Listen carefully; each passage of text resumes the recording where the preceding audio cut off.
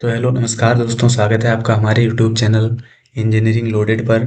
और आज की इस वीडियो में हम लोग बात करेंगे इलेक्ट्रिक चार्ज के ऊपर। तो हम लोग इसमें समझेंगे कि ये इलेक्ट्रिक चार्ज क्या होता है।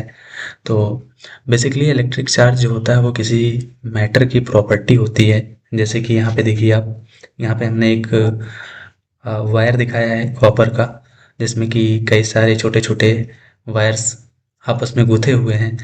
तो अगर हम इन छोटे छोटे वायर्स के अंदर झांक कर देखें तो आप देखेंगे कि ये छोटा सा वायर, अगर मैं उसका एक टुकड़ा लूँ, एक उंगली के बराबर का भी टुकड़ा लूँ, तो उसमें करोड़ों अरबों एटम्स होते हैं। इनको हम एटम्स बोलते हैं। और इन एटम्स के अंदर होता है आपका इलेक्ट्रॉन, प्रोटॉन और न्यूट्रॉन। तो न्यूट्रॉन जो होते न्यूट्रॉन और प्रोटॉन न्यूक्लियस में होते हैं, बहुत छोटी जगह में होते हैं। और इलेक्ट्रॉन्स जो होते हैं वो बाहर चक्कर काट रहे होते हैं, इन दोनों का, न्यूट्रॉन और प्रोटॉन का। तो एक्चुअली में जो चार्ज होता है वो कहीं ना कहीं यहीं से निकल करके आता है। तो हम बात करते हैं कि चार्ज कहाँ होता है। तो यहाँ पे ये गलती हुई है। एक्चुअली जो ये हमारा न्यूट्रॉन है, इस पे कोई चार्ज नहीं होता है। न्यूट्रॉन चार्ज बिल्कुल न्यूट्रल होता है, इसीलिए न्यूट्रल से ही इसका नाम पड़ा है न्यूट्रॉन।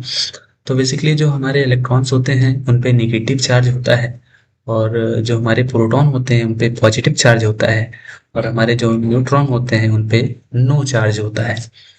तो अब क्या होता है कि ये जो इलेक्ट्रॉन और प्रोटॉन है, तो इन्हीं की वजह से किसी भी मैटर में चार्ज आता है। और प्रोटॉन कहीं भी सर्किट में फ्लो नहीं होता है। प्रोटॉन जिस पे पॉजिटिव चार्ज होता है, ज़्यादातर आप सर्किट्स में इलेक्ट्रॉन ही फ्लो हो रहा होता है।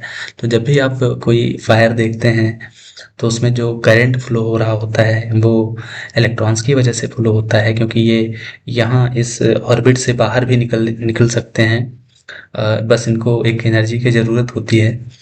वो बाहर से जैसे ही इनको मिलती है, एटम को छोड़ करके बाहर आ जाते हैं, और फिर ये इलेक्ट्रिसिटी को कंडक्ट करते हैं। तो बेसिकली ये प्रॉपर्टी है इन पदार्थों की, जिसकी वजह से ये अपना एक इलेक्ट्रिक इफेक्ट दिखाते हैं, अपने चारों तरफ इलेक्ट्रिक फील्ड का निर्माण करते हैं। और कोई दूसरा इलेक्ट्रॉन्स आता है तो उसको पहला इलेक्ट्रॉन रिपेल करेगा। वैसे ही अगर अपोजिट चार्ज वाला प्रोटॉन हो जाता है तो इसको अट्रैक्ट करता है, यानी अगर अपोजिट चार्ज होंगे तो अट्रैक्ट करेंगे, सेम चार्ज होंगे तो रिपेल करेंगे। तो ये जो प्रॉपर्टीज है किसी भी मैटर की, वो एक्चुअल में है हमारा चार्ज।